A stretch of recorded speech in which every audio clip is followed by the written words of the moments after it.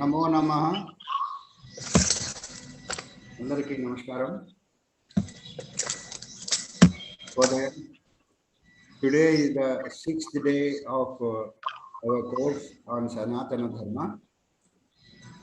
First 2 days we had introduction to Sanatana Dharma and Vedas, and next we had started with Vedas by Dr. Krishna Murari Tripathi ji, and today is the 4th day of the session. We welcome Dr. Krishna Murari Tripathi ji, and we start with Vande Mataram and Prarthana. After that, we will request him to start his webinar. Chala Chittibabu garu, we request you to sing Vande Mataram for us. I request all of you to stand up and then sing Vande Mataram. Mute your mics.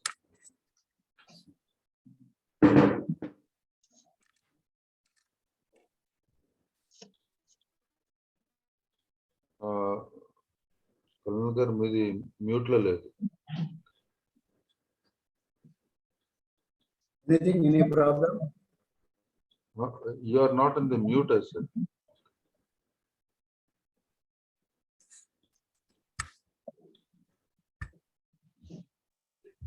Okay. Vande Mataram, Vande Mataram, Sujala Sufala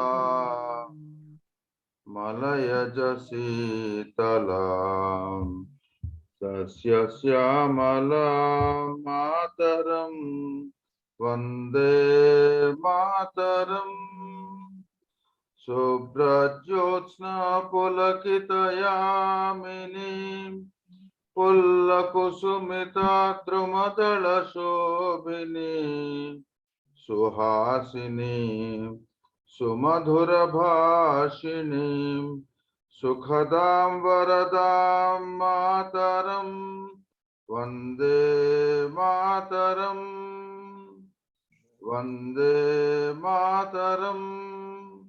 Namaskar.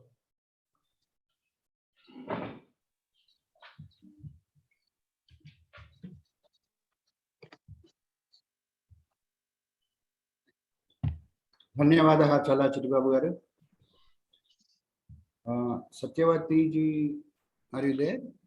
ఉన్నారు. Namaskaram Mahoday. Namaskaram. Can you sing Prarthana? Do Prarthana for us. వినిపిస్తుందా sir sound? వినిపిస్తుంది. 1 minute meditation.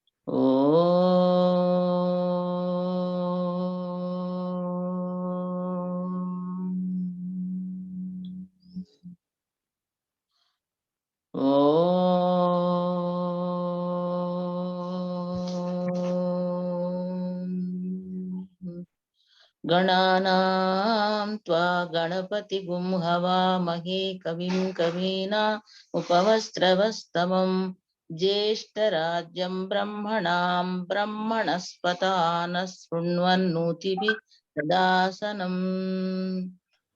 ॐ महागणपतये नमः. सरस्वती नमस्तुभ्यं वरदे कामरूपिणी. विद्यारंभं करिष्यामि सिद्धिर्भवतु मे सदा.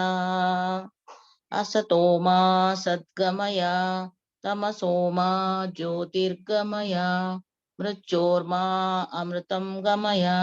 ओम शांति शांति शांतिः. मातृदेवो भव पितृदेवो भव आचार्य देवो भव अतिथि देवो भव।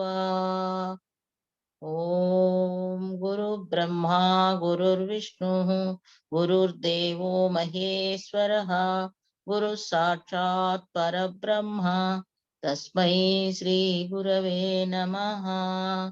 हरिः ओम।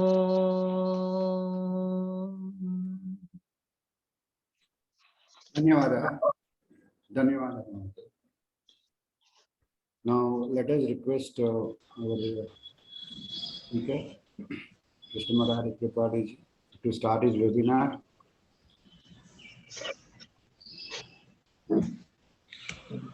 नमो नमः सर्वेभ्यो नमो नमः स्वागतम्।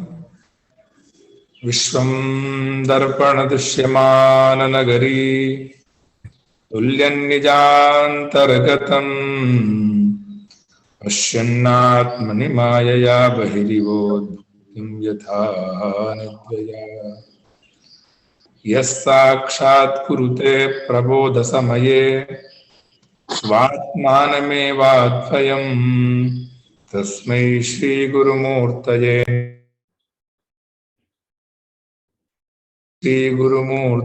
नम इदं श्री दक्षिणामूर्तये।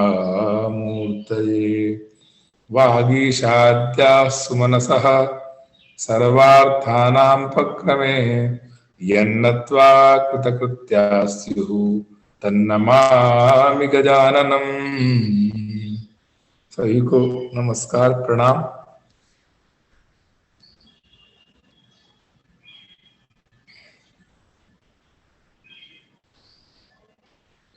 So, आज हम लोग वेदांग के बारे में जानने वाले हैं। Today we are going to do our session in Hindi. I think it will be okay for everyone. If you like, then if you don't understand that things, then we will continue some little terms in English. Otherwise, we can go through the in Hindi and Sanskrit, little bit Sanskrit and Hindi. So I can share also a bit.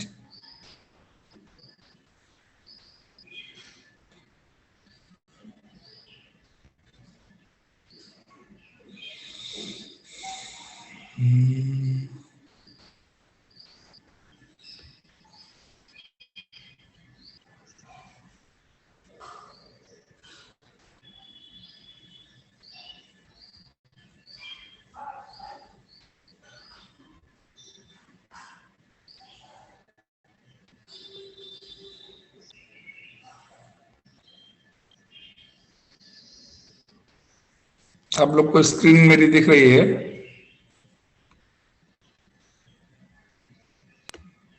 Screen is not visible. Oh, okay, okay. It's now visible. Now.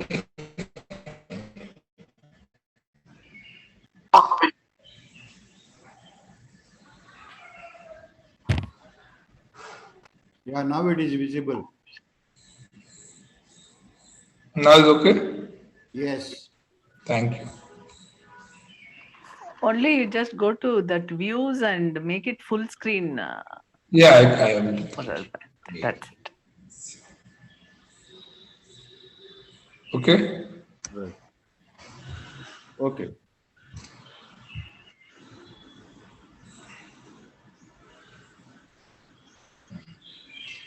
तो आज के जो हमने कल वेदांत के दो विषयों को पढ़ा था उसको पुनः एक बार पढ़ लेते हैं। फर्स्ट जो पहला वेदांग का विषय है शिक्षा। जैसे हमने पढ़ा कि जैसे हमारे शरीर में अंग होते हैं उसी प्रकार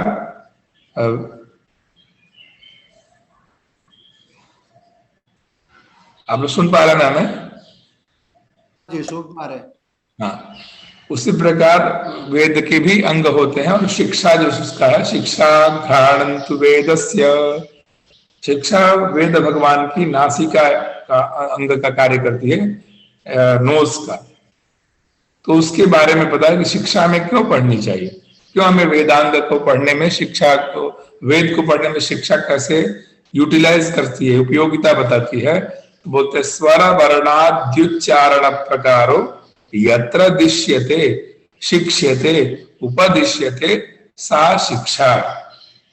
जो वेद के उच्चारण को स्वर और वर्ण आदि, स्वर वर्ण और जो व्यंजन वर्ण दोनों को जो उच्चारण का प्रकार बताए और उपदेश करे, उसको हम शिक्षा बोलते हैं। उस क्यों इसका उपयोग किया गया?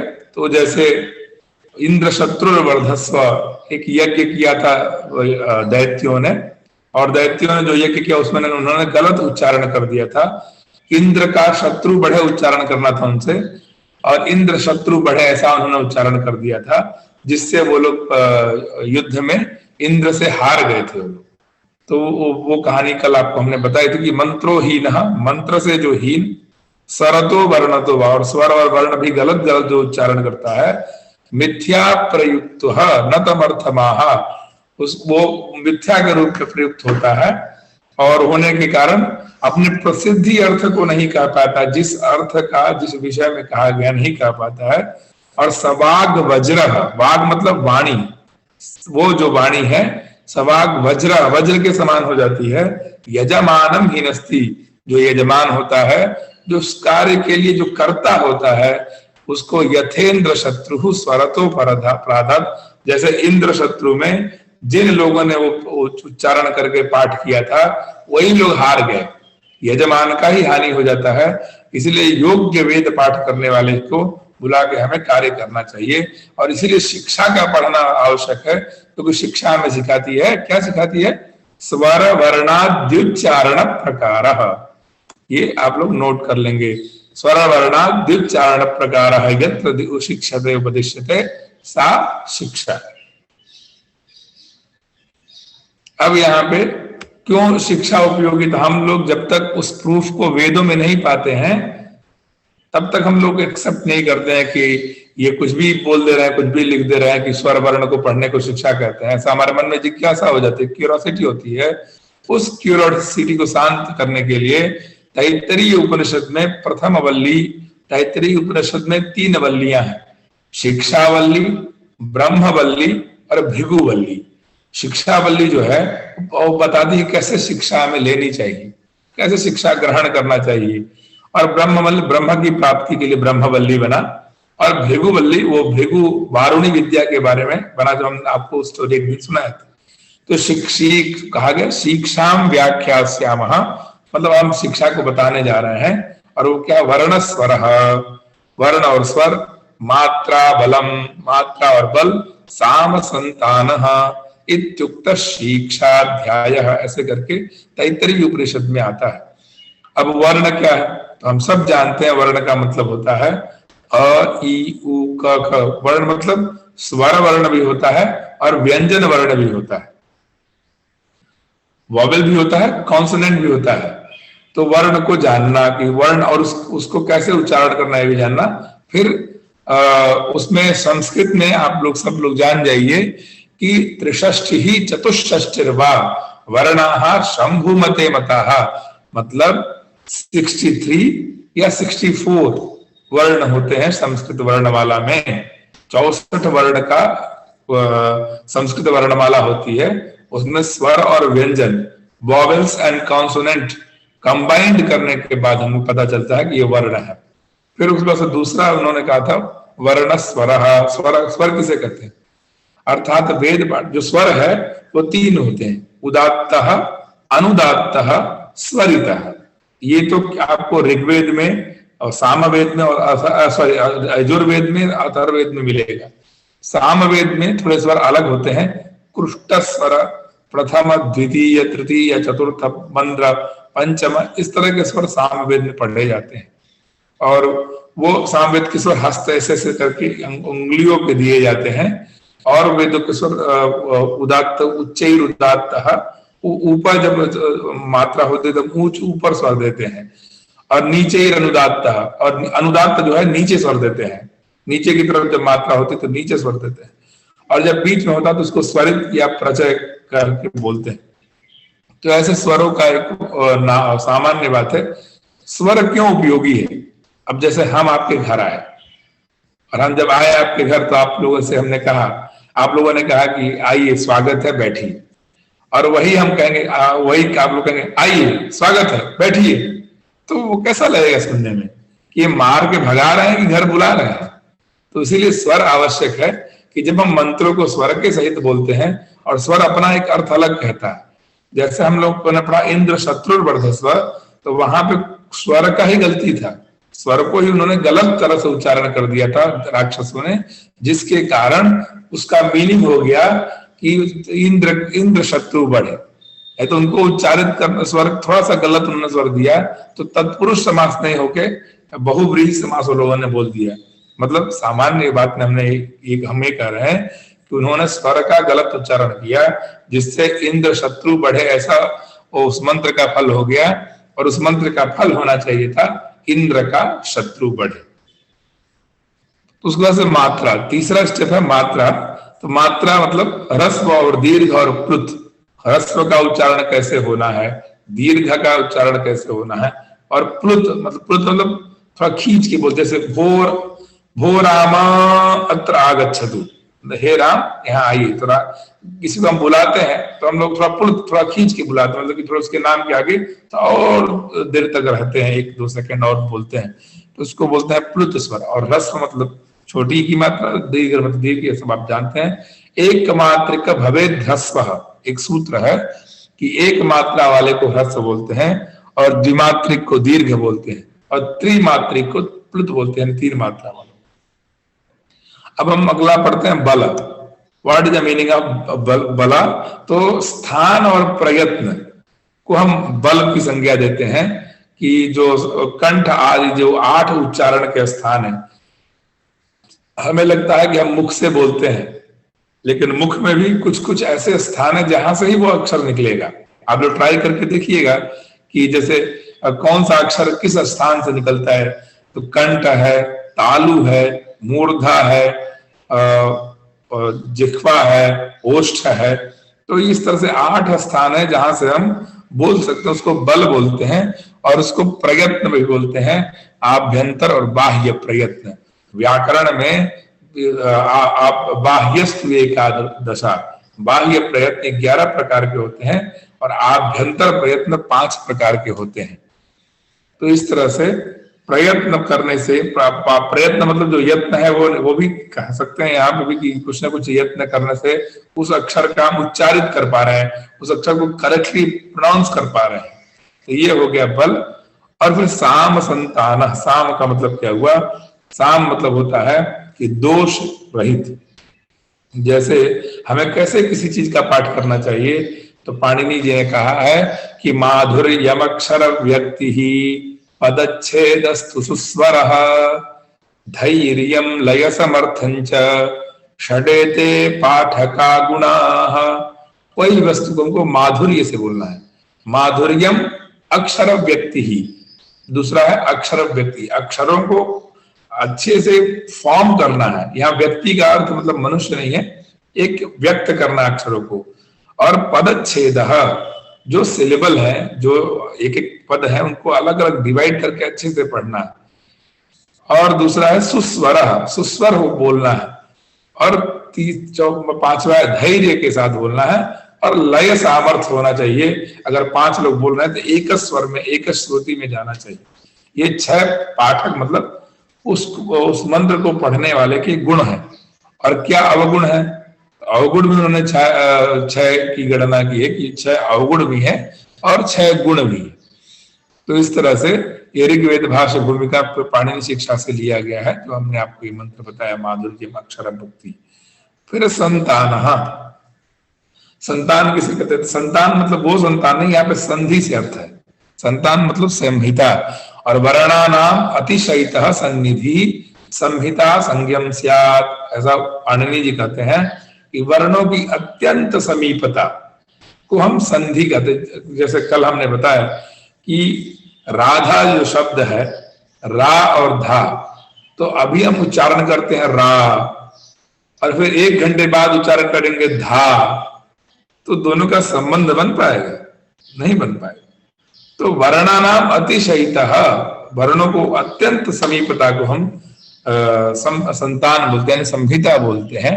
और पदों की अतिशय सन्निधि, तो उसको हम संहिता बोलते हैं। और उसको पढ़ने से उसका करेक्ट मीनिंग हमें प्राप्त चल पाता है। कि साम संतान और इत्युक्तः शिक्षाध्याय, जो पहला जो वेदांग है शिक्षा, उसमें ये बातें कही गई हैं। अब जो 8 स्थान हम आपको बताए थे कहाँ जहाँ से हम उच्चारण करते हैं और जो वो क्या क्या है, तो उसको हम लोग देखिए। जिह्वा है, तो सबसे पहले हम आते हैं कंठ पर। तो हम कंठ से क्या क्या उच्चारण कर पाते हैं, तो उसका हमने एक लिस्ट बनाई है कि अकुह विसर्जनीयानाम कंठः। अ और कु मतलब होता है क वर्ग पूरा, क ख ग घ, ये पूरा हो गया। ये अंग गलत थोड़ा टाइप हुआ है, इसको हटा देते हैं। तो अकुह विसर्जनीयानाम कंठ, मतलब अ और क वर्ग को और ह को और विसर्ग को हम बोलने के लिए हमें कंठ की आवश्यकता होती है।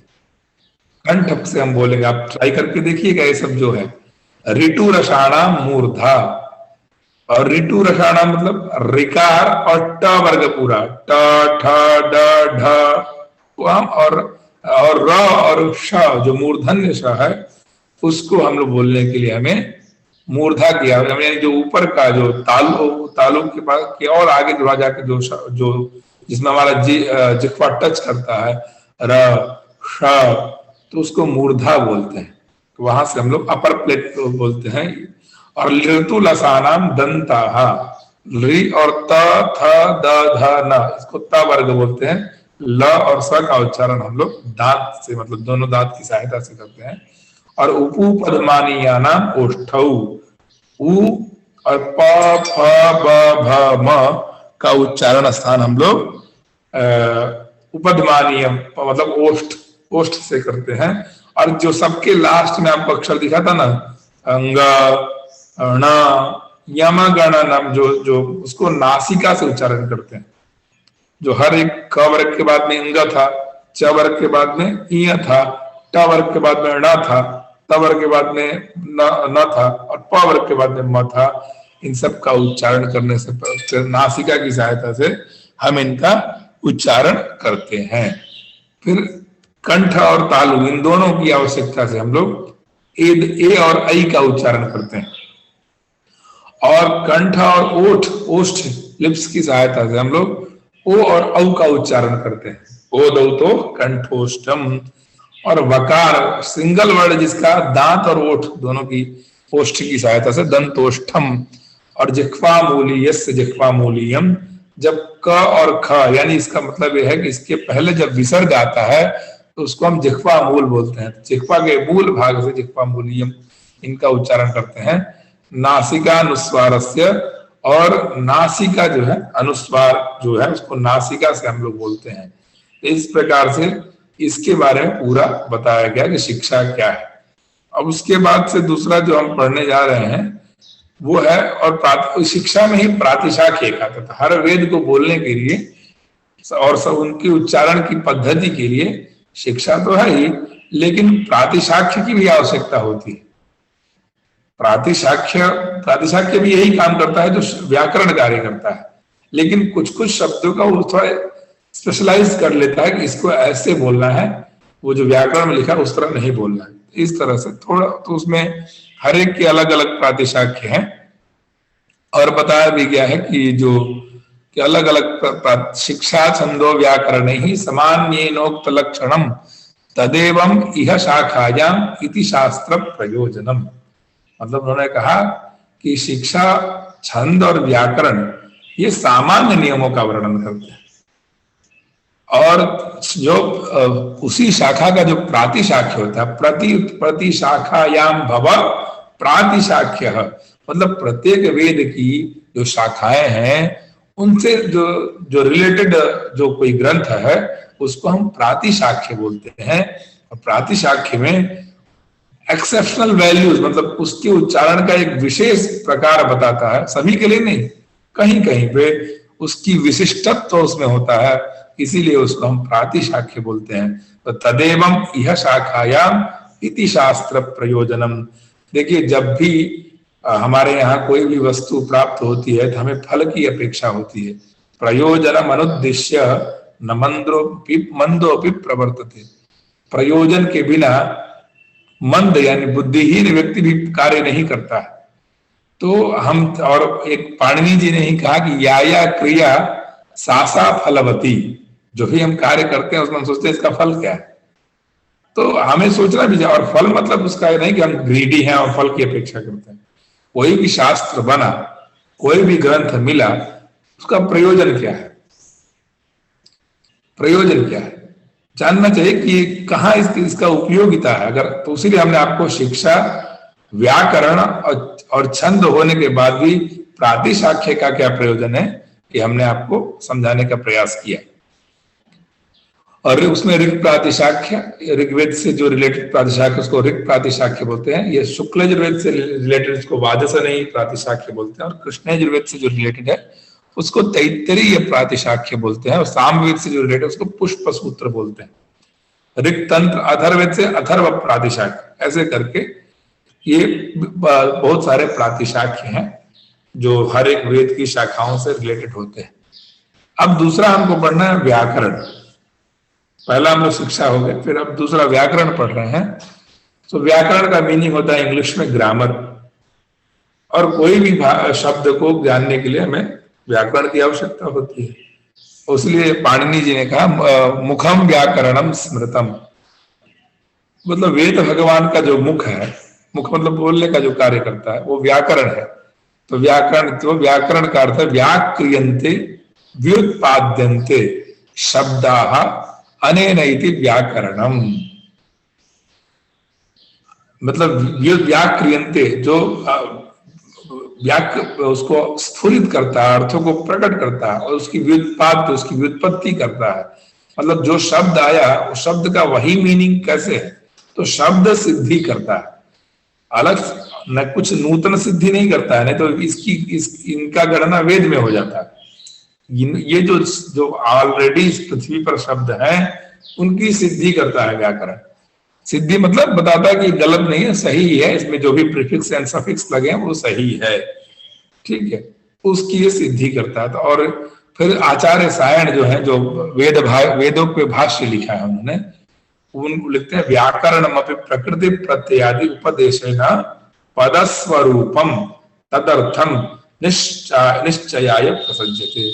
व्याकरण जो है वो प्रकृति और प्रत्यय, प्रकृति मतलब रूट वर्ड और प्रत्यय मतलब उसके साथ जो लगाते हैं उसको उपदेश के द्वारा पद स्वरूप को पद शास्त्र बोलते हैं व्याकरण को, तदर्थम उसके अर्थ को निश्चय करता है। ये अर्थ ही इसके लिए प्रयुक्त है। जैसे कुशल, आप सब लोग सुने होंगे, कुशल शब्द बोलते हैं कि कुशल, सब कुछ घर में कुशल है ना, ऐसा बोलते हैं। अब कुशल शब्द को हम लोग प्रयोग करते हैं हिंदी भाषा में या संस्कृत भाषा में भी कि कुशल, तो हम लोग के मन में और मस्तिष्क में आता है कुशला शब्द का अर्थ है कि दक्ष, मतलब सब चीज मंगल है ना, सब चीज घर में ठीक है ना, ऐसे अर्थ लगाते हैं। लेकिन व्याकरण के अनुसार उसका क्या अर्थ है और सही में उसका क्या अर्थ था, तो जब हम लोग इसका अर्थ बताने के बाद बताते हैं आपको एक और विषय कि कुशाल लातीति कुशल। इस शब्द का अर्थ है कुशाल लातीति कुशल। कुशा मतलब होता है एक ग्रास होती है, दर्भ उसको बोलते हैं, उस कुशा को जो लाए उसको कुशल बोलते हैं। लेकिन कैसे लाए, उसकी प्रक्रिया क्या है। हमने कहा ना कि शब्द और अर्थ, और शब्द अर्थ का जो संबंध जानेगा वही उस विषय को जान पाएगा। उसका जो रहस्यात्मक रहस्य है, जो सीक्रेट एंड सेक्रेट उसका जो रहस्य है, वो कैसे जान पाएगा जब तक उन दोनों के अच्छे से संबंध को नहीं जानेगा। तो यहाँ कुशल शब्द उनके दिमाग में आया, तो कुशल शब्द का अर्थ है कि उसका जो अर्थ करने गए तो कुशाल लाती थी कुशला, लेकिन अब शब्द अर्थ का संबंध कैसे बनेगा। तो उन्होंने कहा कि कुशोत्पाटनी एक अमावस्या होती है, उस अमावस्या के दिन कुशा को ग्रहण करना है, कुशा को जाके उखाड़ना रहता है, और उखाड़ के वो कुशा घर में रखने से हमें 1 वर्ष तक कुशा पवित्र रहती है, ऐसा माना जाता है। तो उसको करने, वो जो क्रिया है कुशोत्पाटनी अमावस्या के दिन कुशा को लाने की क्रिया, और कुशा को अग्रभाग बहुत नुकीला होता है और वो कहीं लग जाए तो रक्त आ जाता है। तो इसलिए रक्त ना आए, मतलब ब्लड ना आए, मतलब कि उसको करने से कोई भी छिंद भिंद ना हो और हम अच्छे से घर लेके आ पाए, तो कुशल शब्द का अर्थ है दक्ष, मतलब वो क्रिया में प्रवीण आदमी को हम कुशल बोलते हैं। लेकिन हम आज प्रयोग किसमें करते हैं कुशल का शब्द का अर्थ, ये सब चीज ठीक है। तो और कुशा का जो अग्र भाग है बहुत नुकीला होता है, इसलिए हम लोग बोलते हैं कि आपकी बुद्धि बहुत कुशाग्र है, मतलब एकदम तीक्ष्ण है, कुशा के अग्र भाग की तरह आपकी बुद्धि है। तो ऐसे करके शब्दों का जो एग्जैक्ट अर्थ है उस अर्थ को जानने के लिए हम लोग व्याकरण की सहायता रखते, उसमें क्या प्रत्यय है, क्या उसकी व्युत्पत्ति है। तो मैंने व्युत्पत्ति किया ना, कुशाल लाती थी कुशला, ये व्युत्पत्ति किया हमने कुशल शब्द का। तो इस तरह से और फिर उसके पढ़ने के मुखम व्याकरणम, इसमें फिर उसके पढ़ने के क्या प्रयोजन है, तो उन्होंने कहा कि रक्षोहा गमलक संदेया व्याकरणम, मतलब रक्षार्थम वेदानाम अध्ययम व्याकरणम, वेद की रक्षा के लिए हम व्याकरण का व्याकरण पढ़ेंगे, क्योंकि अगर हमका उसका ज्ञान नहीं होगा हमको, तो हम वेद के मंत्र को गलत गलत उच्चारण करेंगे और अपने मन से कुछ नया अर्थ लगा लेंगे उसके लिए। लेकिन वेद तो इटर्नल है और वो अपौरुषेय है, उसमें हम चेंजेस नहीं ला सकते हैं। फिर दूसरा है ऊह। ऊह का अर्थ है कि न विभक्ति और न ही लिंग। विभक्तियां जैसे 6 विभक्तियां 7 विभक्तियां होती हैं और लिंग भी 3 होते हैं, 3 तरह के होते हैं। तो उन लिंगों का प्रयोग उनमें कैसे ज्ञान होना कि भाई ये विभक्ति स्त्रीलिंग है, ये पुल्लिंग है, ये क्लीवलिंग है, उनको जानना है। तो कहीं का अर्थ हम कहीं प्रकट करने लगेंगे, इसलिए ऊह का अर्थ जानना पड़ेगा। और श्रुति में और जैसे कि बहुत सारा कर्म करना है, तो जो पहले क्रिया कर लिए हैं उस क्रिया को फिर से ना दोहराना पड़े, तो उसको ऊह कर लेते हैं। जैसे आप लोगों ने एक सुबह से लेकर शाम तक कोई कार्य किया, तो कार्य क्या था कि हम स्कूल में कक्षाएं पढ़ाएं। हमने स्कूल में प्रातःकाल 10 बजे आके शाम को 5 बजे तक कुछ कक्षाओं को हमने पढ़ाया। तो हम कैसे बोलेंगे कि मैं प्रातःकाल 10 बजे आके हिंदी पढ़ाया, फिर 10 बजे आके हमने फिर 11 बजे पढ़ाया। तो इसमें जो आना जो है उसको हमने ऊह कर लिया। हम बस ये बोलेंगे कि प्रातः काल आके हमने हिंदी, अंग्रेजी, गणित, उर्दू सब चीजों को पढ़ाया, तो वो ऊह कर लिया हमने। और सब सेंटेंस में भी वो पहले का शब्द जो है सबके साथ जुड़ जाएगा, तो इसका मतलब ज्ञान रहेगा तो हम उसको कर पाएंगे। आगम का अर्थ है कि ब्राह्मण को ब्राह्मणेन निष्कारणो धर्मः षडंगो वेदो ध्येयो ज्ञेयश्च, मतलब ब्राह्मण जो है उसका धर्म है कि उसको वेद को षडंग मतलब 6 अंगों के साथ पढ़ना है, उससे उसको फल मिले ये अपेक्षा नहीं करना है ब्राह्मण को, उसको पढ़ना ही है कि षडंग सहित वेद का अध्ययन उसका निष्कारण धर्म है। ये नहीं कि उसको पढ़ेंगे तो इंजीनियर बनेंगे तो हमें एक अच्छा जॉब मिलेगा, डॉक्टर बनेंगे तो एक अच्छा जॉब मिलेगा। ब्राह्मण का ऐसा नहीं है, ब्राह्मण को वो पढ़ना ही है, भले से उसका फल मिले या न मिले।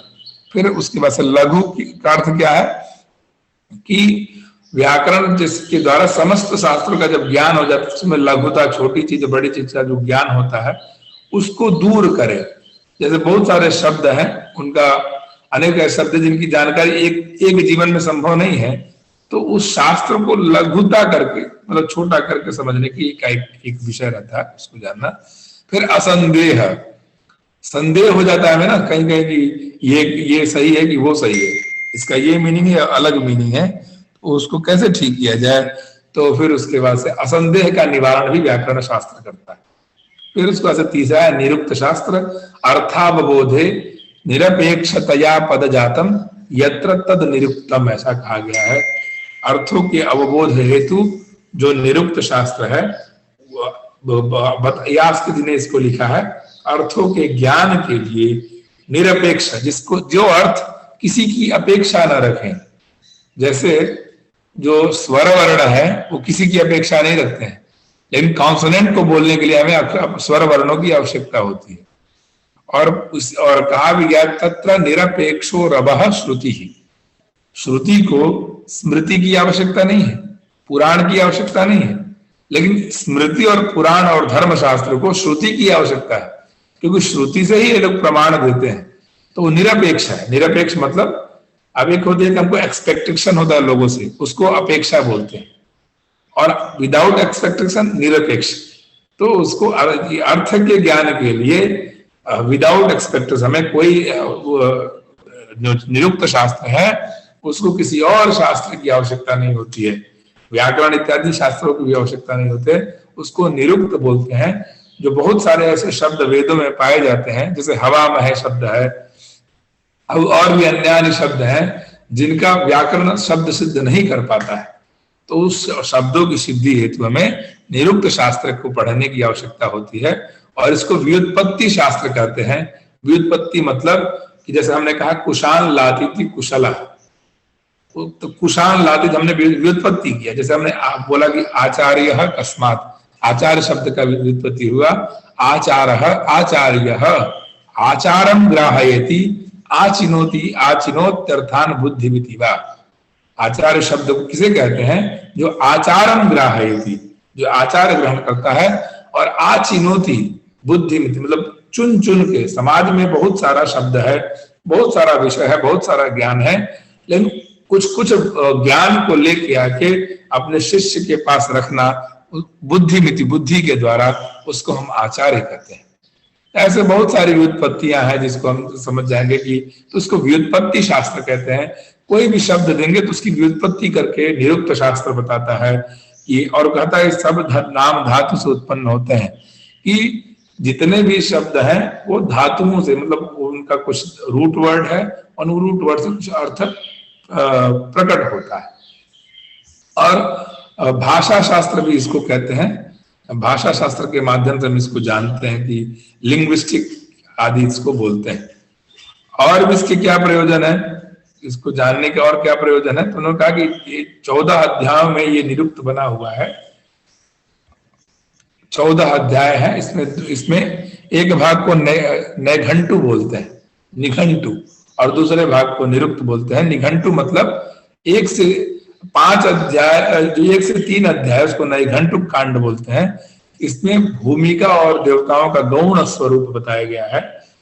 प्रधान एक स्वरूप होता है, गौण स्वरूप, और जो 4 से 6 अध्याय उसको नैगम कांड बोलते हैं, और जो 7 से 12 है उसको दैवत कांड बोलते हैं, और बाकी के 2 अध्याय को परिशिष्ट बोलते हैं। ऐसे 14 अध्याय में निरुक्त शास्त्र बना हुआ है, 14 चैप्टर्स हैं। और फिर इसमें क्या क्या शब्द को हमें सीखना है, तो बोले कि 5 बातों को आपको जानना होता है। तो वर्णागमः, वर्ण का आगम, कौन सा वर्ण कहाँ होगा, और वर्ण विपर्ययः, वर्णों को चेंज कर लेते, जैसे रलयोर न भेदः, र और ल में कोई भेद ही नहीं करते हैं, तो वर्ण विपर्यय। द्वौ च अपरौ वर्ण विकार नाश, वर्ण का विकार और वर्ण का विनाश, और धातु, तो उसका अर्थ अतिशय, ये हमें बताता है निरुक्त शास्त्र। अब हम लोग छंद शास्त्र की तरफ बढ़ते हैं। तो छंद शास्त्र जो है, छंद शास्त्र किसे कहते हैं, तो छदी धातु से छंद बना है। छदी रूट वर्ड है इसका, जो हमने कहा ना कि सब सर्वे शब्दा धातु जाहा, तो छदी शब्द से, छदी मतलब आवरण, ढकना, छंदांसी छादना, ढकने को हम लोग बोलते हैं छदी, और उस छदी से, धातु से छंद ऐसा शब्द बना है, और उसका अर्थ क्या है, आच्छादित करना। तो मंत्रों को आच्छादित करना, पोएटिक मीटर बोलते हैं इसको। जब हम कोई चीज गाते हैं या कोई चीज जब बोलते हैं तो उसका एक रिदम होता है। जैसे हम सब जानते होंगे कि अनुष्टुप छंद जो है, हम लोग जानते हैं अनुष्टुप छंद एक पोएटिक मीटर, उसमें 7 छंद है, गायत्री, अनुष्टुप, त्रिष्टुप, बृहति, पंक्ति इत्यादि जो 7 छंद हैं, उन 7 छंदों में मंत्रों और इनको गाया जाता है, मतलब वो रिसाइट किया जाता है। तो कैसे, जैसे हम कभी कभी गलत उच्चारण करते हैं, जैसे आप लोग सब लोग सौंदर्य लहरी पढ़े होंगे। सौंदर्य लहरी में शिखरिणी छंद है। शिखरिणी शब्द का होता है पार्वती, शिखर की कन्या शिखरिणी, और पार्वती शब्द है। और शिखरिणी शब्द को कैसे गाना है, अब आपको मालूम चल गया कि एक उसमें 4 भाग होते हैं। एक भाग में जैसे 4 पाद शिव शक्त्या युक्तो यदि भवति शक्तः प्रभवितुं न चेदेवं देवो न खलु कुशल स्पन्दितुमपि अतस्त्वामाराध्यां हरिहर विरिञ्चादिभिरपि प्रणन्तुं स्तोतुं वा कथमकृत पुण्य प्रभवति। सौंदर्य लहरी में आदि शंकराचार्य जी ने ये ग्रंथ की रचना की। तो उन्होंने कौन से छंद में रचना किया? तो बोला गया है कि गायत्री छंद, शिखरिणी छंद में। तो शिखरिणी छंद क्या, कैसे आप उसको उच्चारण करेंगे?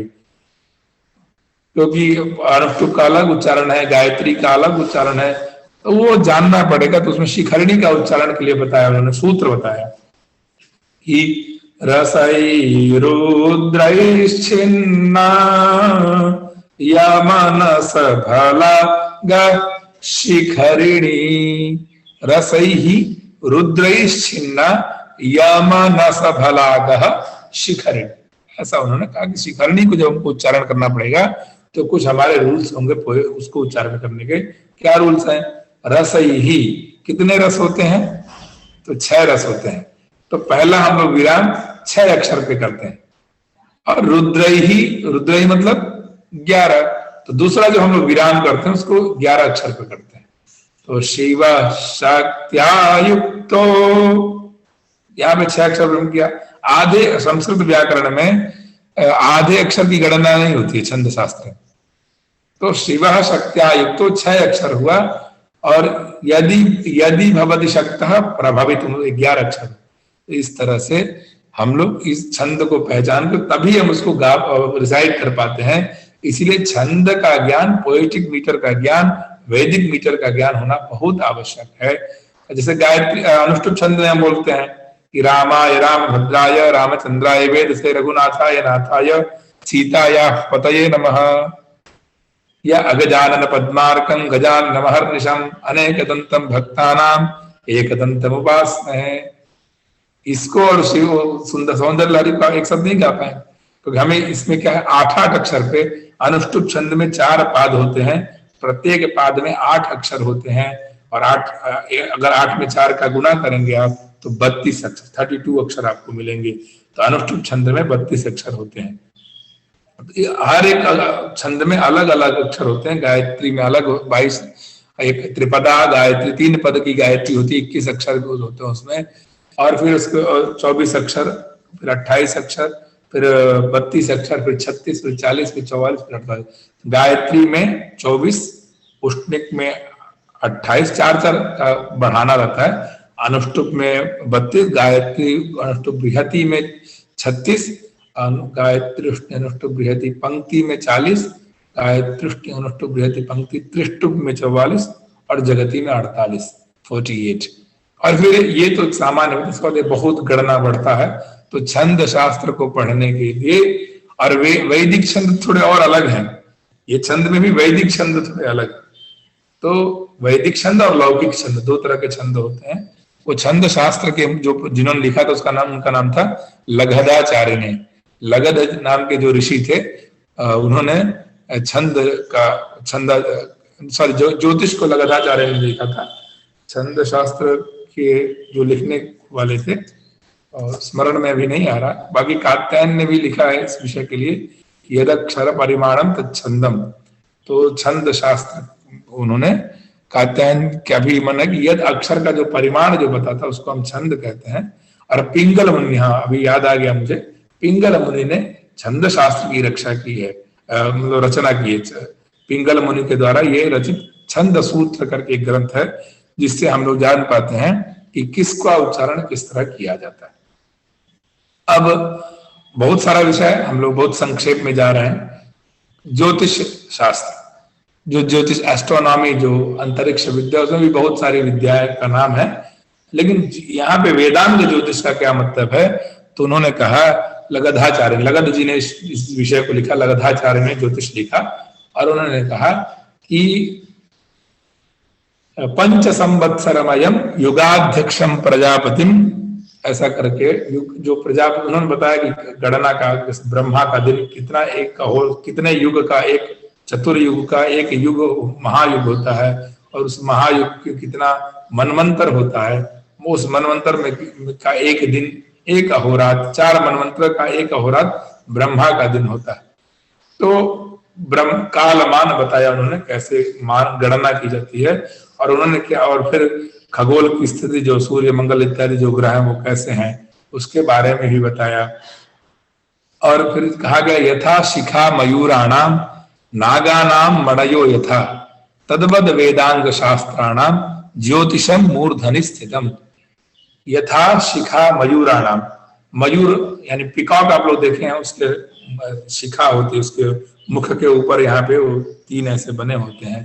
तो यथा शिखा मयूराणाम और नागा नाम मणयो यथा, और नागों के पास जो मणि होती है जिस तरह वो लोग उसकी रक्षा करते हैं, यथा शिखा मयूराणाम नागा नाम मणयो यथा तद्वद वेदांग शास्त्राणाम, उसी प्रकार वेदांग 6 वेदांग में ज्योतिष शास्त्र जो है उनकी मूर्धा पे अवस्थित होता है।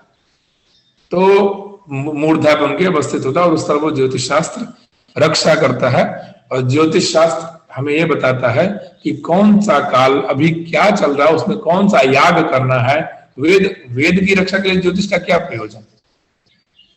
तो उन्होंने कहा कि वेदो खिलो धर्म मूलम, कि पहले कि हम जिस नक्षत्र, हर एक नक्षत्र के एक देवता है और हर एक राशियों के एक स्वामी है और हर एक लग्नों के एक स्वामी होते हैं। तो बोला गया है कि जैसे अश्विनी नक्षत्र है और या कृत्तिका नक्षत्र के देवता अग्नि है, तो कृत्तिका नक्षत्र है तो अग्नि से संबंधित कार्य हम उस समय करेंगे।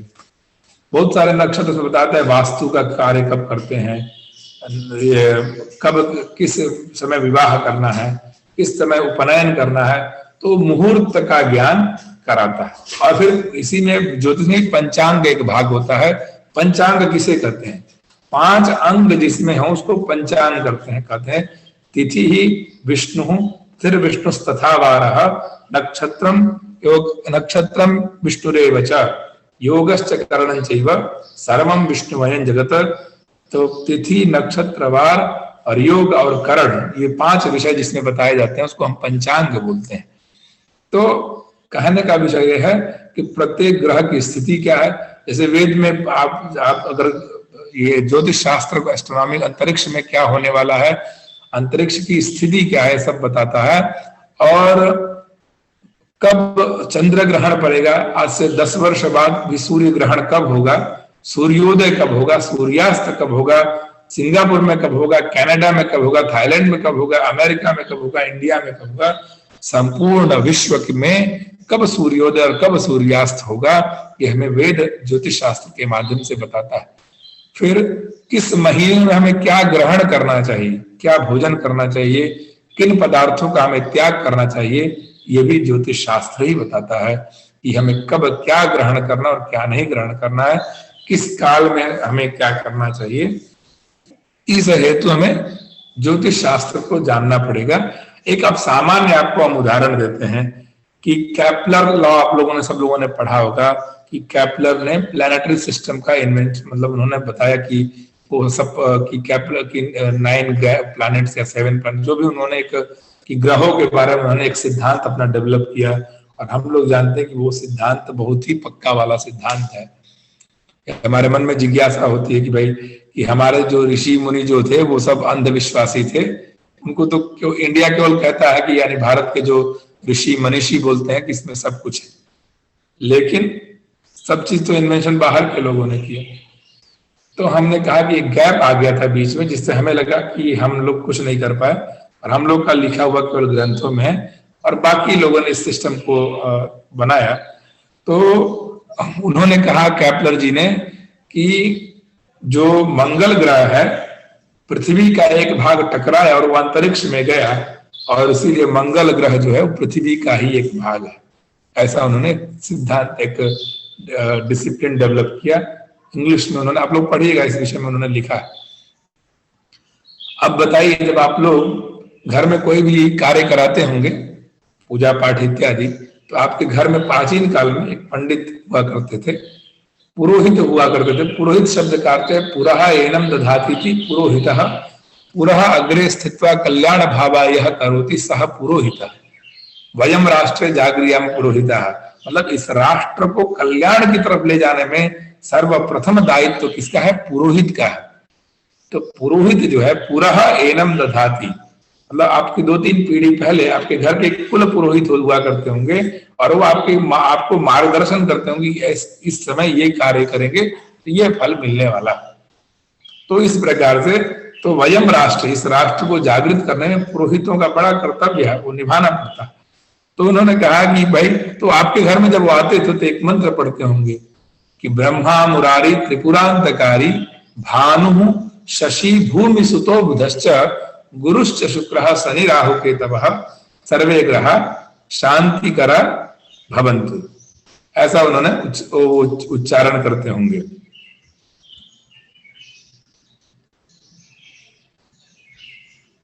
हरिओम हरिओम हरिओम। ध्वनि आ रही है ना? हाँ, आ रहे आ रहे। तो इस प्रकार से वो उनके उच्चारण करते थे कि ब्रह्मा मुरारी त्रिपुरांतकारी भानु शशि भूमि सुतो बुधश्च और गुरुश्च शुक्रः शनि राहु केतवः सर्वे ग्रह शांतिकरा भवन्तु। तो ऐसे उन्होंने कहा कि तो कौन है भाई? तो भूमि सुतः, भूमि सुतः मतलब भूमि का पुत्र जो है वो है मंगल, और ये हमें ज्ञान हुआ कि भूमि सुत्र जो है वो मंगल है। तो हमारे ऋषि मुनियों ने इस तरह की शब्दों को लिखा था जिसको थोड़ा पढ़ना और समझना कठिन था, उन्हीं विषयों को और लोगों ने डेवलप किया। तो हम आशा करते हैं कि बहुत ही संक्षेप में इस विषय को अपने ज्ञान के अनुसार गुरुओं से हमने जो ज्ञान प्राप्त किया आप सभी के सामने रखा। और अब आपके पास जो भी प्रश्न होंगे या जिन विषयों पे हम बात करना चाहेंगे प्रथम दिन से लेके आज तक, एक अच्छा अपने पास 30 मिनट्स है, उस विषय को हम लोग कर लें। Thank you, Tripathi ji. Do you hear me? हाँ जी जी सुन पा रहे हैं। Okay. Now let's have some question answer session. What I request all the audience is to ask questions pertaining to the topic which is covered in these 4 days only. That will be useful. Whatever is covered in these 4 days, you concentrate on your doubts or clarifications required. Nothing beyond that. Okay. So those who want to ask questions, Ram Babu Garu, I'll unmute you. Please ask your question. Tripathi ji नमस्ते। आपने बोला कि उदात्त अनुदात्त और स्वरिता केवल ऋग्वेद में use करते हैं, सामवेद में नहीं यूज करते हैं। सामवेद में क्या स्वर यूज करने का? षड्ज मध्यम कांधार निशम धैवत पंचम निषादाः, ये स्वर है। और फिर कृष्ट प्रथम मध्यम द्वितीय तृतीय चतुर्थ पंच मंद्र, ये स्वर है। उदात्त और अनुदात्त, देखिए उदात्त और अनुदात्त जो है सामान्य रूप से रहते हैं, प्राधान्य न उसमें नहीं रहते हैं। अगर सामवेद भी बोलेंगे तो उसमें भी प्राधान्यता नहीं रहेगी, लेकिन वो रहेंगे उसमें। मेरा मतलब अनुदात्त उदात्त स्वरिता में low level, middle level, high level में बात करते हैं, चांट करते हैं। ये सामवेद में लो लेवल और हाई लेवल इसका मीनिंग नहीं है।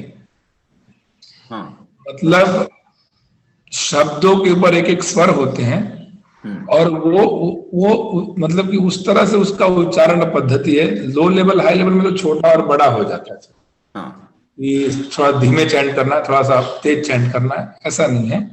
हाँ, वो स्वर बोलेंगे तभी, जैसे हमने बोला कि जैसे मैं आपके घर आया और आपने कहा कि प्लीज आइए और बैठिए, हाँ। और आइए, बैठिए, जाइए, तो उस दोनों में अंतर थोड़ा दिख रहा है।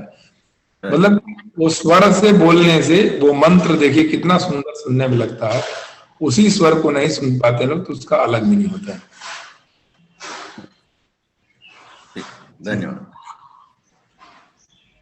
Next, we will have Dharmendra ji. नमस्कार गुरुजी। जी नमस्ते। हाँ, ये छंदस के बारे में एक बार आप बताइए। अनुष्ठित छंद है, गायत्री छंद है, बच्चे ऐसा कुछ बोलते हैं ना, तो वो छंद का उसका क्या मतलब होता है?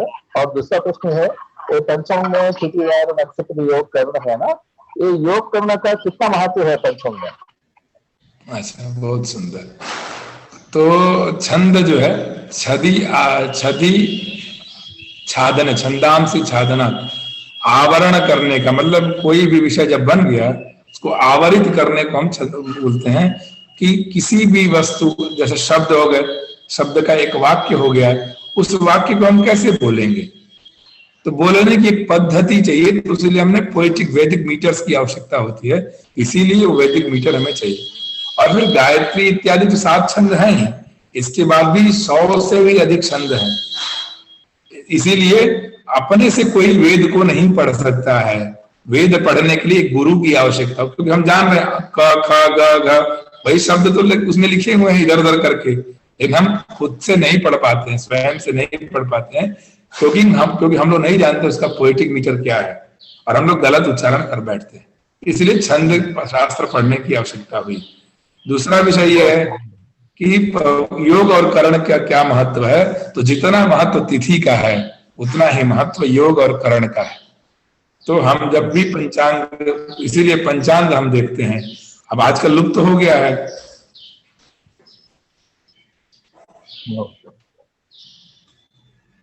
अच्छा जी, thank you okay. Guruji. Gupta जी।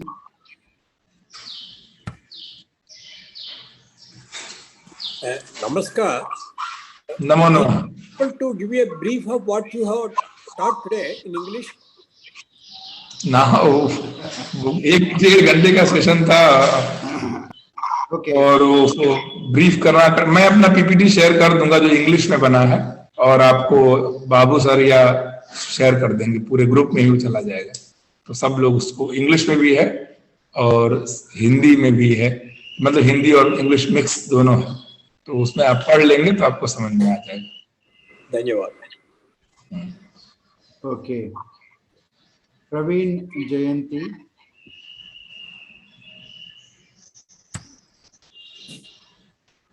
नमो नमः आचार्य।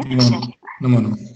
तो स्वरों में र कैसे बोलते हैं एक बार? र बता, we know how to say it, but r, how to say that properly? Can you say that once for us? Every time I go through the things, every time there is a doubt on how to say. In Lalita Sahasranam also, Klapta Brahmanda Mandala. हाँ, clipped ब्रह्मांड जन्य करके। So what is the sutra to charan that Ritu लसानाम दंताः, Ritu लसानाम दंताः। So you use your teeth to pronounce the ri and ta, like ta, same like a ri. तो रि का उच्चारण धातु से, जैसे ता था दा धा, तो ऋतु लसानाम दंताः, little bit Ritu लसानाम दंताः, like that. Okay. So club in Lalita Sahasranam, but that is a different klipta. No, don't say klipta. Klipta. Here you have to say klipta. Okay. Klipta brahmanda jananya nama, like this, because रलयोर न भेद, र और ल में बहुत भेद नहीं है, इसलिए क्लिप्त ब्रह्मांड जननी बोलते हैं। क्लिप्त ये भी करेक्ट है, बट लेकिन क्लिप्त बोलने से भी गलत नहीं है। अच्छा जी, नमो नमः, धन्यवादः महोदय। ओके, गोपाल कृष्ण आलमूरी। नमो नमः आचार्य। नमो नमः। आप संतान के बारे में कुछ बताया था, आप और एक बार बताएंगे उसके बारे में? हाँ, साम वो शिक्षा में हमने बताया था कि साम संतान, मतलब कि संतान शब्द वहां पे इस अर्थ में नहीं है कि बेटे के अर्थ में, वहां पे इस अर्थ में है कि वर्णानाम अतिशयितः सन्निधि संहिता संज्ञा स्यात्। मतलब संहिता के बारे में बोला गया है कि वर्णों की अत्यंत समीपता। तो मतलब एक वर्ड अभी बोले, एक वर्ड 1 घंटे बाद बोलेंगे तो दोनों का सामंजस्य नहीं, क्या बोलना चाहते नहीं पता चलेगा। तो जो भी बोलना है एक वाक्य को, उसको उसी समय बोलना है। अत्यंत समीपता को बोलते हैं संतानः। अच्छा, thank you very much. Okay. Next, Ramani, sorry, Gautam ji. Namo Namo सबको, नमस्कार।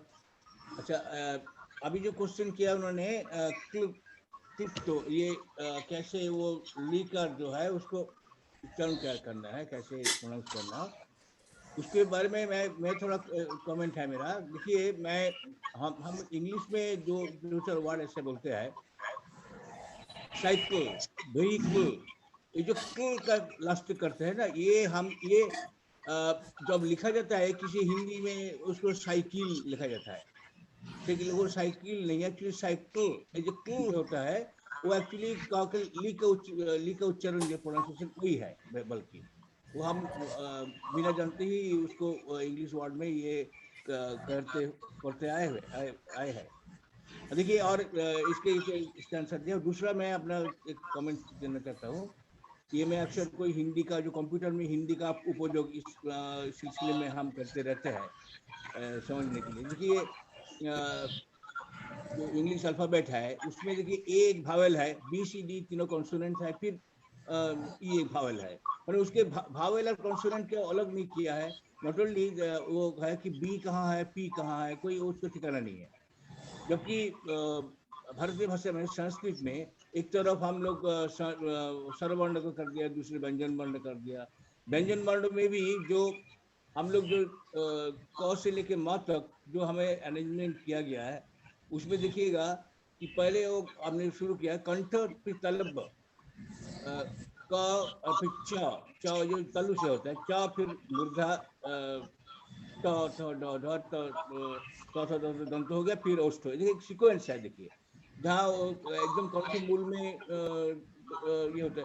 जहाँ देखिए स्वरवर्ण जो है, स्वरवर्ण जो है वो कंटिन्यूअस साउंड है, भावल साउंड। उसमें जहाँ स्टॉप लगता है उसी से कॉन्सोनेंट उच्चारण होता है। तो स्टॉप अगर कंठ में लग गया वो है कंठवर्ण। नहीं, देखिए आपका हम समझ रहे हैं, और उसको देखिए, और एक देखिए कंठवर्ण में भी हर एक में ऐसे वर्ग में देखिए और सूक्ष्म और विभाग है, जैसे कि नहीं, हम समझ रहे हैं आपकी बात को। उस पूरे विषय को पढ़ाना थोड़ा कठिन है वो, क्योंकि उसके लिए टाइम चाहिए होगा।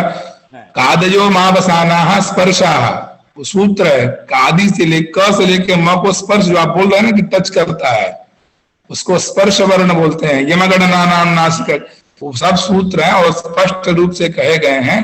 आप जो कह रहे हैं कि उसका आपका प्रश्न क्या है, कृत का उच्चारण कैसे करते हैं, इसके विषय में आप बताइए। आपका जो कमेंट्री है आप पूरा वो सब बताएंगे। व्याकरण हम लोग भी पूरा व्याकरण पढ़े हैं।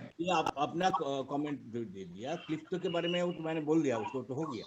नहीं, क्या बोला आपने कि उसमें उच्चारण कैसे करते हैं? कौन से बोला?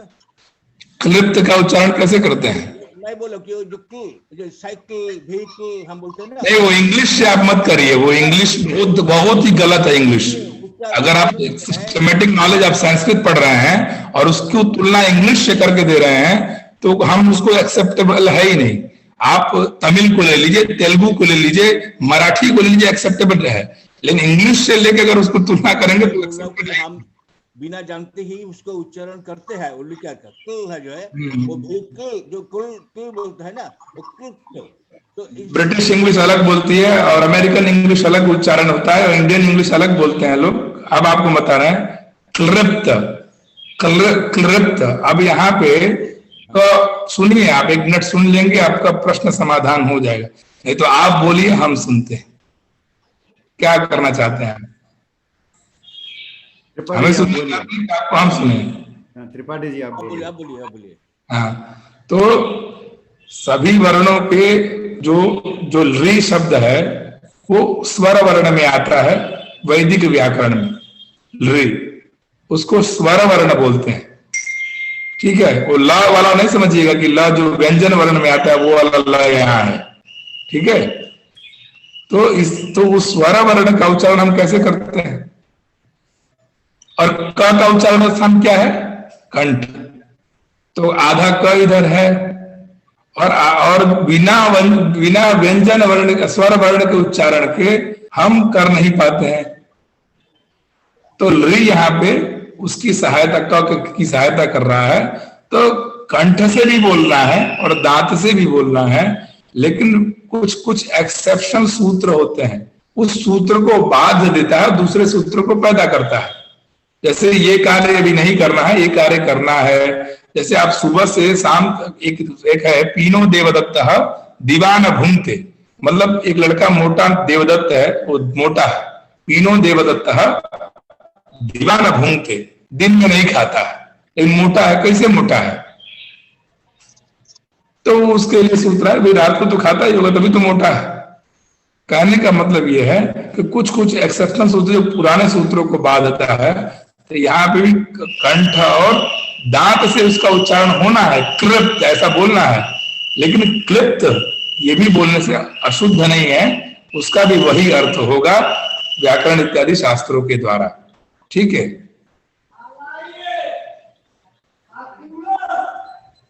Okay, next we will have Ramani जी।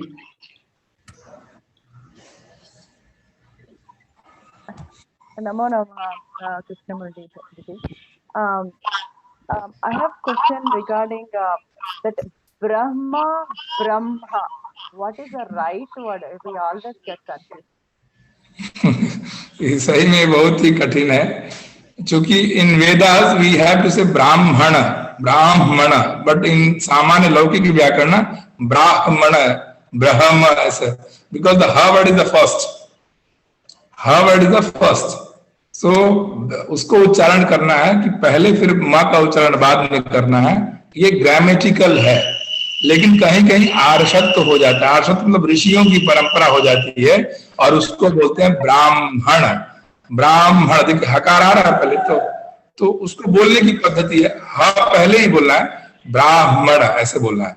लेकिन जब हम सामान्य बात करते हैं ब्राह्मण बोलते हैं, हकार तो बोलते हैं। या Brahma, Lord Brahma also say? Yeah, Brahma, like that.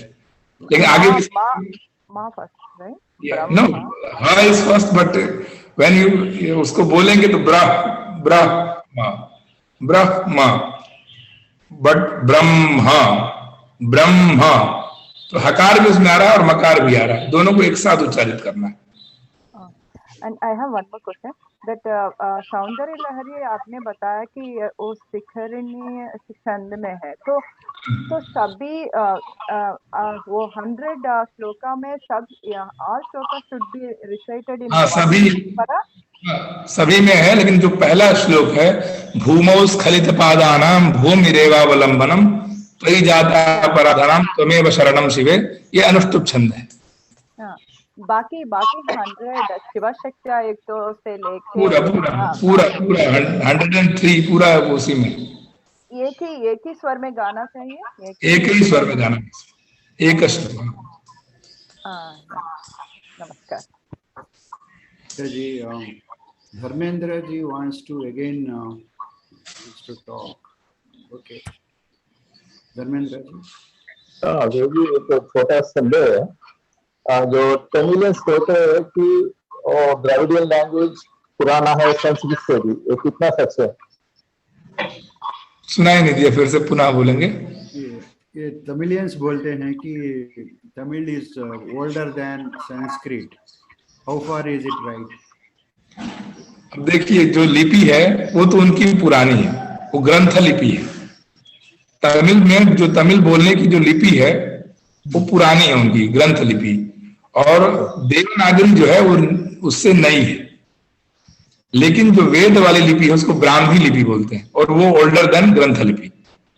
तो इसीलिए हाँ, तो इसीलिए वो लोग, उन लोग को मालूम नहीं कि उनकी जो लिपि है वो पुरानी है, तमिल लैंग्वेज पुराना नहीं है। तमिल जो बोलते हैं वो ग्रंथ लिपि को फॉलो नहीं कर, जो लिखते हैं वो नहीं बोलते हैं वो लोग।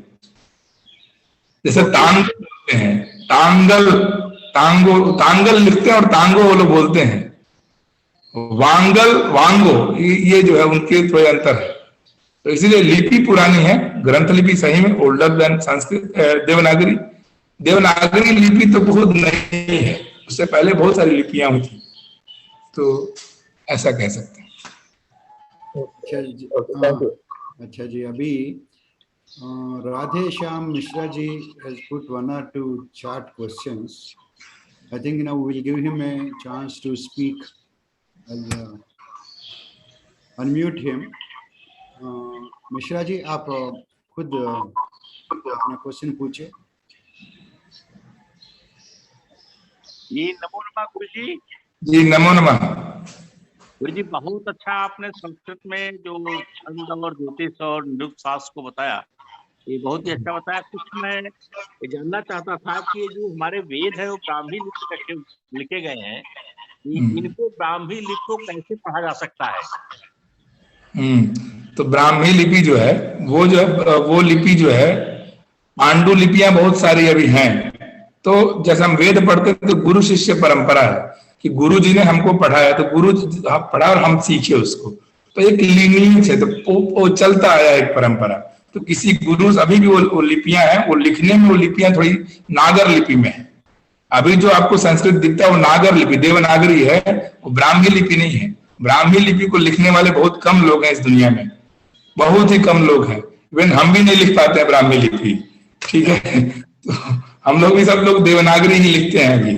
तो वो शब्द तो आपको समझ में आता है, वैदिक शब्द, लेकिन वो लिखने का नहीं है अभी। बहुत ही कम लोग हैं, आपको काउंटेबल लोग होंगे। केरला में भी कुछ लोग हैं इस विषय को जानने वाले। आपका आवाज नहीं आ रहा है। ऊह का प्रयोग किया है अभी पढ़ाने के लिए, ऊह मेरी समझ में नहीं आया, दोबारा इसको एक्सप्लेन कर देंगे। ऊह किसके लिए कहा था हमने, ये कहाँ कहा था? अभी यूज किया था आपने पढ़ाते वक्त जो है, तो ऊह का। जी जी, ये अच्छा हाँ, समझ गए हाँ समझ गए। व्याकरण की बताया था ना गुरु जी आपने।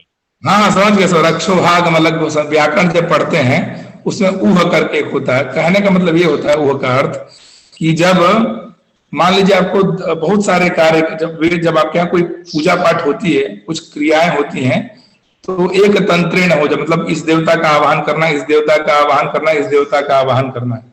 तो क्या करते हैं पंडित जी लोग, एक साथ ही आवाहन कर देते हैं, बार बार वो आवाहन करने की पद्धति ना हो। तो इसीलिए ऊह मतलब जो पहले हम कह दिए हैं उसी बात को अभी भी हम मानेंगे, ऐसा ऊह शब्द का अर्थ है।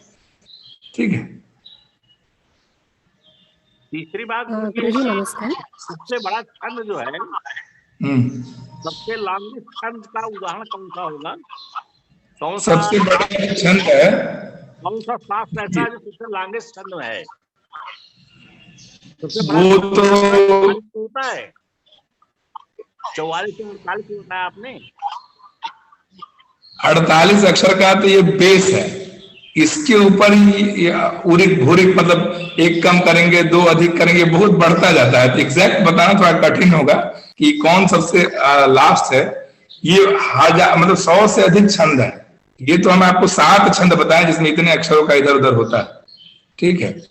बाकी अगर कहेंगे कि ये तो सब, उसमें क्या होता है कि इन्हीं छंदों में बहुत सारे इनके नाम बदलते हैं। विराट छंद, स्वराट छंद, उरिक छंद, भूरिक छंद। मतलब गायत्री ही विराट होती है, विराट गायत्री होती है, फिर स्वराट गायत्री होती है, फिर भूरिक गायत्री होती है।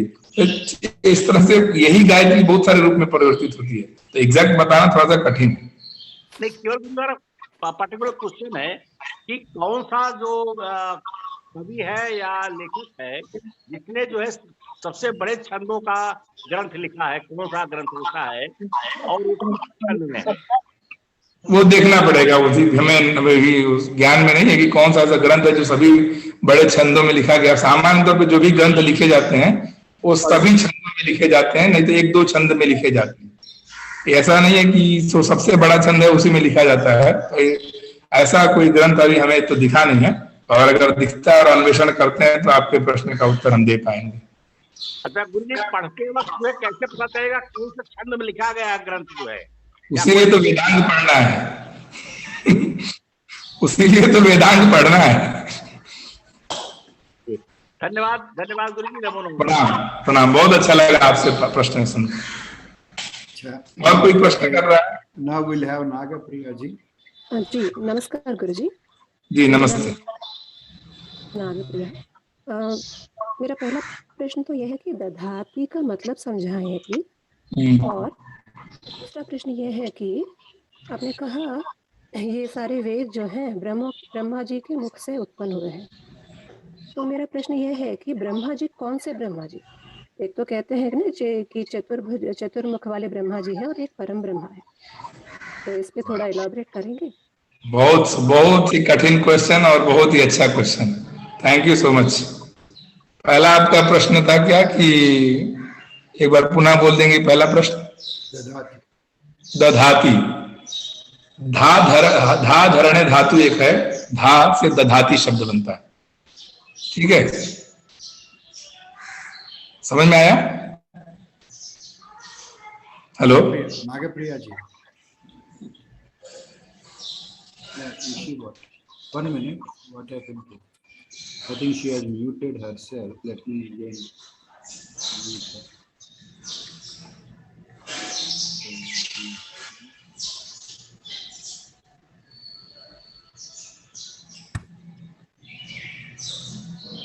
Nagapriya ji. हाँ जी, हाँ जी, मैं सुन पा रही हूँ। सुन पा रही है ना? हाँ जी बिल्कुल सुन पा रही हूँ। तो दो धातु है, एक है धा धातु से, एक है दा धातु से, दोनों का अलग अलग मीनिंग होता है। जैसे जहाती शब्द बनता है उसमें दधाती, ददाती जो है अलग है और दधाती अलग है। धी धारणे एक धातु है, ठीक है, इसके द्वारा धारण अर्थ में होता है।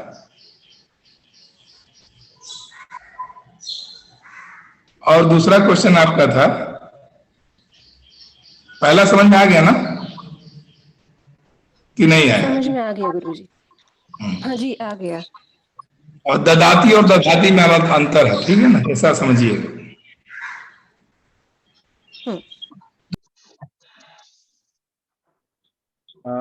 मुरारी जी आप अनम्यूट हो गए। हाँ, दूसरा आपका शब्द है कि कौन से ब्रह्मा जी, तो यस्य निश्वसितम वेदा यो वेदेभ्यः अखिलं जगत निर्ममे तमहं वंदे। जो पर ब्रह्म है, विद्या तीर्थ हैं, जिनके द्वारा सृष्टि की उत्पत्ति कही जाती है, पुराणों के अनुसार नहीं। आपने ब्रह्म विद्यावनोति पढ़ा होगा ब्रह्मवल्ली तैतरीय उपनिषद में, कि पुराणों में तो अलग अलग कहानियां हैं कि ब्रह्म विदाप्नोति परम तदेशाभ्युक्ता सत्यम ज्ञानम अनंतम ब्रह्मा। कौन सा ब्रह्म है? सत्यंच ज्ञानंच और अनंतम, ना वो कभी पैदा हुआ और न कभी मरने वाला है, न कभी उसकी सत्ता थी न कभी अभी है। ऐसा सत्यम ज्ञानम अनंतम ब्रह्म, वैसा ब्रह्म, उससे क्या उत्पन्न हुआ? तस्मादात्मना आकाश संभूतः। कस्य आत्मनः?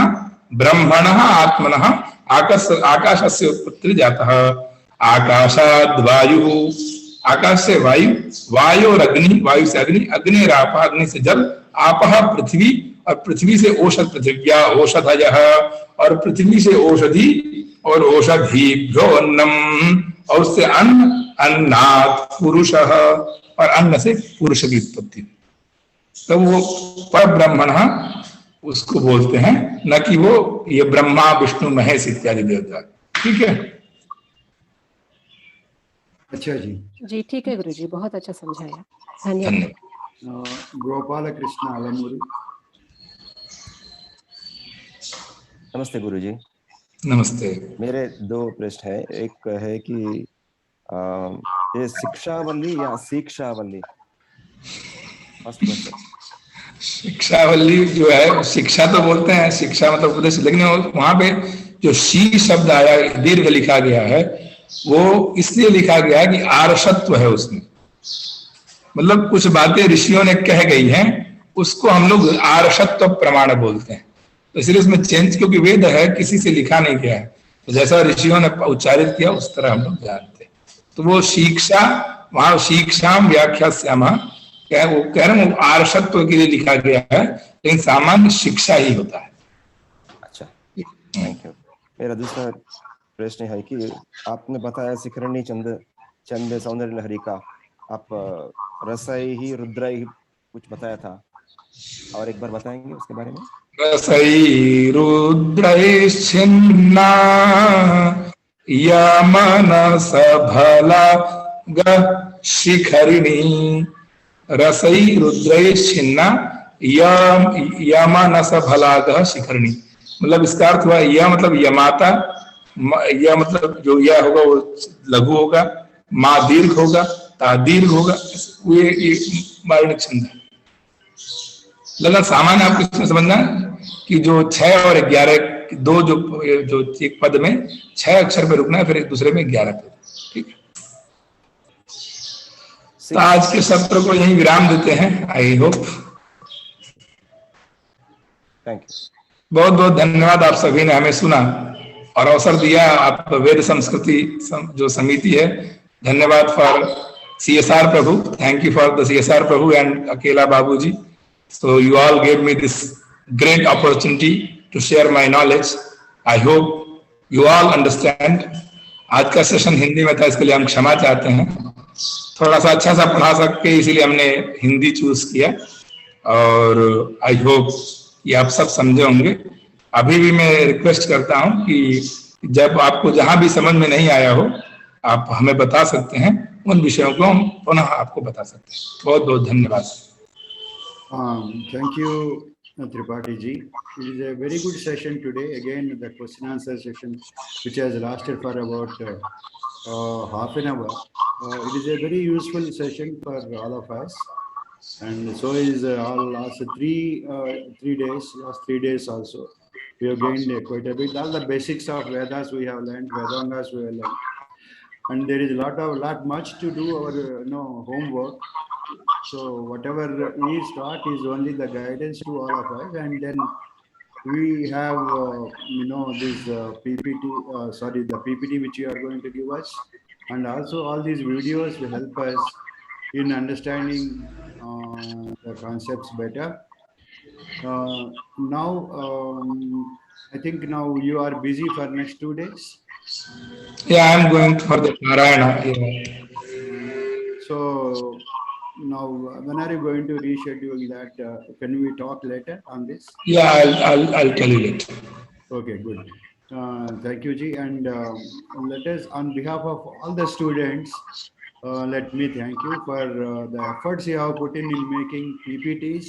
Efforts you have, you have been to Gujarat for attending some conference, and even you kept your commitment from there itself. While on the way to Varanasi, you stayed in Delhi in a hotel. Even from the hotel, you logged in at the correct time and then gave us that 1.5 hour, which is very critical for you, because you have to catch a flight at 10 o'clock until 8 o'clock you are with us.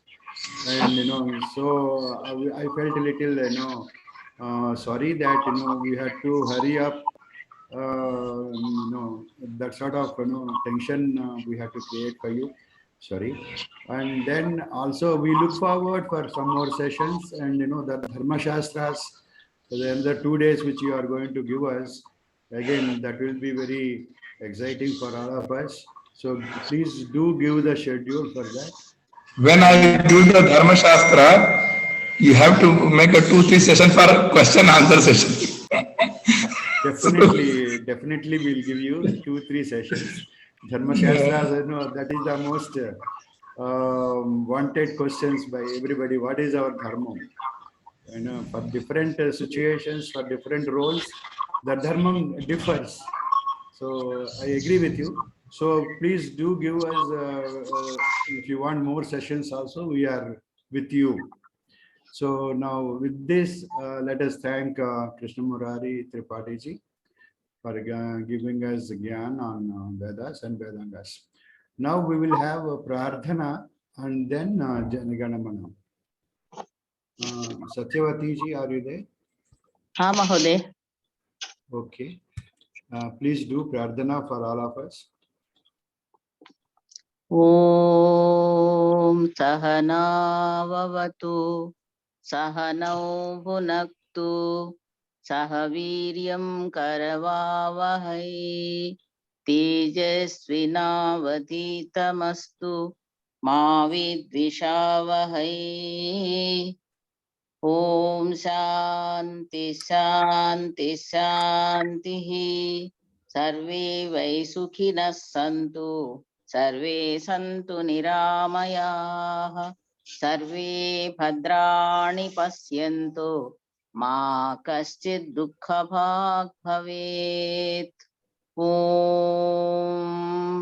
तत्संयोरावृणीमहे गातुं यज्ञाय गातुं यज्ञपतये दैवी स्वस्तिरस्तु नः स्वस्तिर्मानुषेभ्यः ऊर्ध्वं जिगातु भेषजं शं no अस्तु द्विपदे शं चतुष्पदे.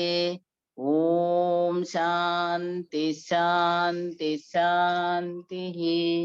ॐ सत्यं वद धर्मं चर सर्वे जनाः सुखिनो भवन्तु. ॐ शान्ति शान्ति शान्तिः. ॐ तत्सत् ब्रह्मार्पणमस्तु. Thank you, Ji. Our patron, Akal Hemakanta Prabhakar Rao Garu, is with us today. So I request him to speak to us.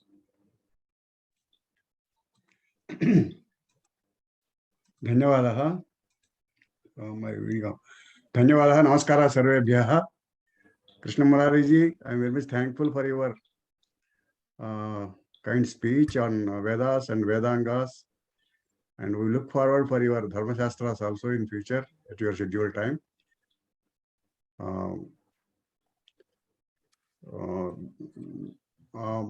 Accepting my request, taking for this lecture sessions, I am very much thankful for that.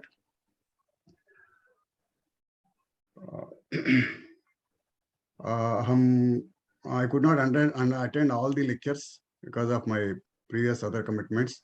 However, the schedule is going on very well with the guidance of our Dr. Babu and Prabhuji and Lalita ji and others, such Babuji. So I thank everybody, and a good strength is going on, and another 25 people are supposed to attend. 100 people are there actually registered, but only 76, 77, around 80 people are coming. So I request everybody to come and attend the sessions, very important sessions we are having, and it's going on very well. And I request all the people to go to our website, www.vedsanskrutisamiti.org.in, and view the earlier videos also. You can see from YouTube also, you can see, because the earlier videos, some other lecturers were there. There must be some more points that have been covered by them, and some points are covered by these people. So both combined will be a good knowledge for you. Please go through the earlier websites also, earlier videos also, which were put in either YouTube. The same thing was, links were given in our website. And I request people to subscribe our YouTube links, YouTube channel, and also view our website regularly, because we will be posting always a new item there. We are thinking to develop it further, adding some more kathas in Sanskrit and Sanskrit news and Sanskrit kathas in Sanskrit and news in Sanskrit, and some on songs on Gandharva Vedam, on various Karnataka songs and other Hindustani songs, etc. I mean kirtanas, all those things. So we would like to, we request your suggestions also to improve our website. With this, I thank everybody. I thank the organizers, and I thank the students that are coming and attending this course. Is an experiment. We are doing it, and it needs to be further improved with all the guidance of yours. Please give your comments, post the comments to us, which will be placed in our website for the guidance of others also. With this, I thank everybody. Dhanyawad. Namaskara. Thank you, Rao garu. As no, he's telling that we have placed all the videos of the previous, the first Sanatana Dharma course on our website. If you go through the page on Sanatana Dharma course 1, you will find the videos listed there. Do go through them, and the same syllabus, same topics, but it is a different, except for this speaker, all are same speakers, but this speaker is, the other speaker was busy, so we have the better speaker now. So please go through those videos and then assimilate. One more thing. I would like to add one more thing. On Saturday, we are having one lecture on challenges faced by Sanatana Dharma. So this is also meant for our students only. So kindly attend on Saturday 4 p.m. lecture positively, and some more lectures will be there on every Saturday. Please attend them, and that also will be considered as an attendance for you.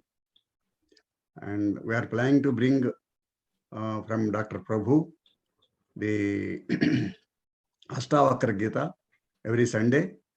I request all people to attend that also as and when we finalize that scheme. Every Sunday we are planning to get Ashtavakra Gita from Dr. Prabhu. And Saturday will be the number of seminars on various topics from various people. And